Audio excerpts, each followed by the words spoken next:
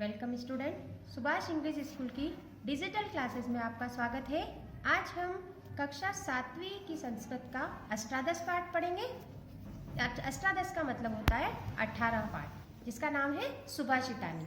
सुभाषितानी का मतलब होता है अच्छे वचन।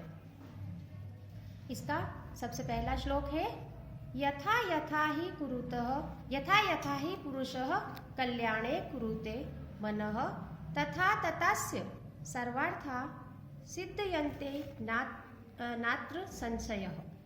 अर्थात व्यक्ति जैसे जैसे मन में कल्याण की भावना करता है वैसे वैसे उसके कार्य सफल होते हैं, इसमें कोई शंका नहीं है। मतलब कोई भी व्यक्ति अपने मन में कल्याण की भावना करता है, मतलब अच्छे काम की भावना रखता है, वैसे वैसे उस व्यक्ति के सारे कार्य जो है वो सफल होते रहते हैं, इसमें कोई भी शंका नहीं है। इसका दूसरा श्लोक है, ईर्षि घृणी न संतुष्टः क्रोधनो नित्य शंकितः परभाग्योपजीवी च षडेते नित्य दुखिता। ईर्षि घृणी मतलब ईर्ष्या करने वाला, घृणी का मतलब होता है घृणा करने वाला, कभी संतुष्ट नहीं होने वाला। मतलब व्यक्ति के पास कितना भी धन दौलत आ जाए लेकिन कभी भी वो संतुष्ट नहीं होता है, तो कभी संतुष्ट नहीं होने वाला। क्रोधनो का मतलब होता है क्रोधी व्यक्ति, मतलब जिसको बहुत ज्यादा गुस्सा आता है। नित्य शंकित मतलब दूसरों के ऊपर शंका करने वाला। और परभाग्योपजीवी मतलब दूसरों की किस्मत का खाने वाला। ये परभाग्योपजीवी च षडेते नित्य दुखिता मतलब ये जो 6 व्यक्ति रहते हैं ये हमेशा दुखी रहते हैं। इसका तीसरा श्लोक है, विद्या विवादाय धनम मदाय शक्ति परेशान पर पीड़नाय खलस्य साधोः विपरीत में तत् ज्ञानाय दानाय च रक्षणाय। अर्थात बुरे व्यक्ति के लिए, बुरा व्यक्ति जो होता है उसके लिए विद्या जो है वो झगड़े के लिए, बुरा व्यक्ति जो है विद्या उसके लिए क्या है, झगड़े के लिए। धन जो अगर बुरे व्यक्ति के पास अगर धन हो गया तो वो धन किसके लिए होता है, वो धन मतलब वो घमंड के लिए है। बुरे व्यक्ति के पास अगर धन आ गया तो उस व्यक्ति में बहुत घमंड आ जाता है, तो धन घमंड के लिए, धन घमंड के लिए है। और अगर उस व्यक्ति के पास बहुत सारी शक्ति है तो शक्ति दूसरों को कष्ट देने के लिए, मतलब वो शक्तिवान है तो उसकी शक्ति का उपयोग क्या करेगा, वो दूसरों को कष्ट देने के लिए, दूसरों को परेशान करने के लिए। इसके विपरीत अगर सज्जन व्यक्ति है, अच्छा व्यक्ति है, तो सज्जन व्यक्ति जो है उसका जो ज्ञान रहता है वो किसके लिए होता है, दान और रक्षा के लिए। मतलब वो अगर उसके पास ज्ञान है तो उस ज्ञान का दान करेगा और दूसरों की रक्षा के लिए उसका उपयोग करेगा। श्लोक नंबर चौथा श्लोक है इसका, राष्ट्रमम पिता माता प्राणाः स्वामी धनम सुखम बंधुराप्तः सखा भ्राता सर्वस्वम में स्वराष्ट्रकम। अर्थात राष्ट्र मेरे पिता है, राष्ट्रमम पिता मतलब राष्ट्र जो है वो मेरे पिता है, माता वो मेरी माता है, प्राण है, स्वामी है, धन सुख रिश्तेदार भला चाहने वाला, मित्र भाई सब कुछ है। मतलब अर्थात इसका कहने का मतलब है कि राष्ट्र जो है वो मेरा पिता है, मेरी माता है, मेरे प्राण है, स्वामी है, मेरा धन है, सुख भी है वो मेरा रिश्तेदार है, मेरा भला चाहने वाला है, मेरा मित्र भाई सब कुछ ही मेरा राष्ट्र है। इसका 5वां श्लोक है, यत्र नार्यस्तु पूज्यन्ते रमन्ते तत्र देवताः यत्रे स्थास्तु न पूज्यन्ते सर्वास्त्रा फलाह क्रिया।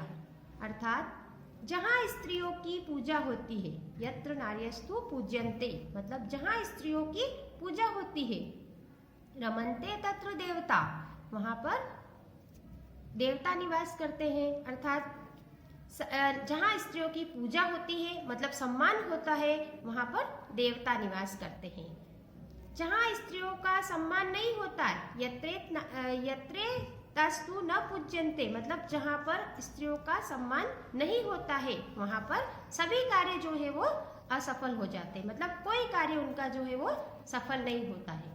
इसलिए हमेशा स्त्रियों को हमेशा सम्मान देना चाहिए। उसके बाद इसका छठा श्लोक है, सत्यम माता पिता ज्ञानम धर्मो भ्राता दया सखा पत्नी शांति पत्नी क्षमा पुत्र षडेते मम बांधवा। अर्थात सत्य माँ है, सत्यम माता, सत्य माँ है, पिता ज्ञानम, ज्ञान पिता है, धर्मो भ्राता मतलब धर्म जो है वो मेरा भाई है, और दया मित्र, दया सखा मतलब क्या, इसका मतलब होता है कि दया मेरा मित्र है, और शांति पत्नी, शांति जो है वो पत्नी है, और क्षमा पुत्र, क्षमा जो है वो पुत्र है। ये छह जो है ये छह मेरे रिश्तेदार है। षडेते मम बांधवा, ये छह जो है वो मेरे रिश्तेदार है। इसका सातवां श्लोक है, वर मे को गुणी पुत्रो न च मूर्ख शतान्यपि एकश्चंद्रस्तमो हंति न च तारागणा अपि। अर्थात एक गुणी पुत्र अच्छा है, मतलब एक पुत्र है और वो बहुत गुणी है, तो वो पुत्र क्या है, अच्छा है, न कि सैकड़ों मूर्ख पुत्र, न कि सैकड़ों मूर्ख पुत्र मतलब एक अकेला चंद्रमा अंधेरे का नाश करता है, न कि तारों का समूह। अर्थात मतलब अगर किसी व्यक्ति के एक पुत्र है और वो अच्छा है, वो समझदार है, पढ़ा लिखा है, मतलब अच्छा है, तो वो सैकड़ों मूर्ख पुत्रों से भी अलग है, मतलब वो अच्छा है। तो जिस प्रकार से एक अकेला चंद्रमा जो है वो अंधेरे का नाश कर सकता है, मतलब अंधेरा उस चंद्रमा से अंधेरे का नाश होता है, न कि तारों के समूह, तारों का समूह जो रहता है वो कितने सारे समूह तारों के रहते हैं, लेकिन उससे अंधेरे का नाश नहीं होता है, बल्कि एक अकेला चंद्रमा जो है वो तारों का अंधेरे का नाश कर देता है। उसी प्रकार से एक गुणी पुत्र ही अच्छा है। इसका श्लोक आठवां श्लोक है, अष्टादश पुराणेषु व्यासस्य वचनम द्वयम परोपकारः पुण्याय पापाय परपीडनम। अर्थात 18 पुराणों में व्यास जी के 2 ही वचन हैं। 18 जो हमारे पुराण है उसमें व्यास जी के 2 वचन हैं। वो क्या है कि पुण्य के लिए परोपकार मतलब दूसरों का भला करो, पुण्य के लिए दूसरों का भला करो, और पाप के लिए दूसरे को कष्ट दो। ये किसके हैं, मतलब व्यास जी के 2 वचन हैं। अब हम इसके अभ्यास प्रश्न के बारे में पढ़ेंगे। इसका सबसे पहला प्रश्न है, एक पदेन उत्तरम लिखत, मतलब इसके हम एक पदेन जो है प्रश्न उसके उत्तर लिखेंगे। तो इसमें सबसे पहला प्रश्न है, कति जनाः नित्य दुखिता, कितने लोग जो है वो हमेशा दुखी रहते हैं, तो वो है षड मतलब 6। फिर दूसरा प्रश्न है, कस्य विद्या विवादाय भवति, किसकी विद्या जो रहती है वो विवाद के लिए होती है, खलस्य मतलब बुरा व्यक्ति की। फिर तीसरा प्रश्न है, साधो शक्ति किमर्थ भवति, साधु मतलब सज्जन व्यक्ति की जो शक्ति रहती है वो किसके लिए होती है, रक्षणाय मतलब दूसरों की रक्षा के लिए। अब है एक वाक्येन उत्तरम लिखत। अब हम इसके एक वाक्येन प्रश्नों के बारे में पढ़ेंगे, जिसका सबसे पहला प्रश्न है, देवता कुत्र रमन्ते, मतलब देवता कहाँ पर निवास करते हैं। तो यहाँ पर आएगा इसका उत्तर, यत्र नार्य पूज्यन्ते तत्र देवता रमन्ते, मतलब जहाँ नारी की पूजा होती है वहाँ देवता निवास करते हैं। प्रश्न नंबर दूसरा है, कति पुराणानि सन्ति, पुराण कितने हैं, तो इसमें आएगा अष्टादश मतलब 18 पुराण है।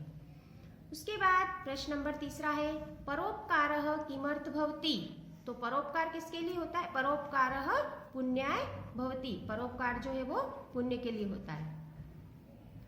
प्रश्न नंबर तीसरा है, रिक्त स्थानानि पूर्यत, मतलब हमको इसके रिक्त स्थान की पूर्ति करना है, जिसमें 2 ऑप्शन दे रखे हैं।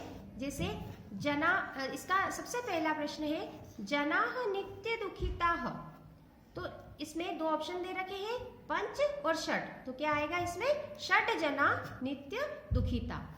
उसके बाद दूसरा प्रश्न है इसका, साधोः धनम दानाय भवति, साधु का जो धन होता है वो किसके लिए होता है, दान के लिए। तो इसमें 2 ऑप्शन दे रखे हैं, दानाय और मदाय, तो आपको इसमें क्या फिल करना है, दानाय।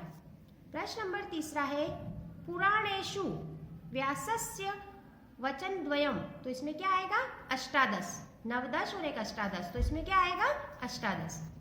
उसी तरह से प्रश्न नंबर चौथा है परपीड़नम, तो इसमें दो ऑप्शन है पुण्याय और पापाय, तो इसमें क्या आएगा पापाय परपीड़नम। उसके बाद सबसे लास्ट वाला प्रश्न है इसमें परोपकारः भवति, परोपकार किसके लिए होता है पुण्याय भवति, पापाय और पुण्याय लिखा है तो इसमें क्या आएगा पुण्याय। प्रश्न नंबर चौथा है श्लोकम पूर्यत, तो इसका जो श्लोक को फिल करना है हमको, श्लोक में रिक्त स्थान की पूर्ति करना है। जैसे राष्ट्र मम पिता माता प्राणी स्वामी धनम सुखम, तो इसमें आएगा बंधुराप्त सखा भ्राता सर्वस्व में राष्ट्रकम, ये आपको इसमें जो ऑप्शन दे रखे हैं ये इसमें फिल करना है। फिर है दूसरा प्रश्न है अष्टादश पुराणेषु व्यासस्य वचन द्वयम परोपकाराय पुण्याय पापाय परपीड़न, इस तरह से आपको इसकी श्लोक की पूर्ति करना है। प्रश्न नंबर 5वां है विलोम पदानी मेलियत, मतलब विलोम शब्द की सही जोड़ी मिलानी है। तो इसमें विलोम शब्द किस तरह से लिखना है अपने को, जैसे पुरुष का विलोम शब्द क्या होता है स्त्री, उसके बाद सौभाग्यम, तो सौभाग्यम का विलोम शब्द होगा दुर्भाग्यम। फिर है विद्या, विद्या का विलोम शब्द होगा अविद्या। फिर है पिता, पिता का विलोम शब्द होगा माता। फिर है धर्म, तो धर्म का आएगा अधर्म। फिर है पति, पति का विलोम शब्द पत्नी।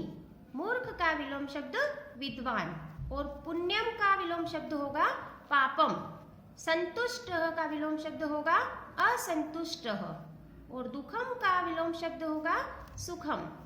फिर उसके बाद है ज्ञानम, तो ज्ञानम का विलोम शब्द होगा अज्ञानम। फिर है भ्राता, भ्राता का विलोम शब्द होगा भगिनी, और सत्यम का विलोम शब्द होगा असत्यम। इसी तरह से पुत्र का विलोम शब्द होगा पुत्री, और उपकार का विलोम शब्द होगा अपकारः। तो ये आपका पाठ पूर्ण हो चुका है। इसके प्रश्न उत्तर अपनी कॉपी में नोट करना है। धन्यवाद।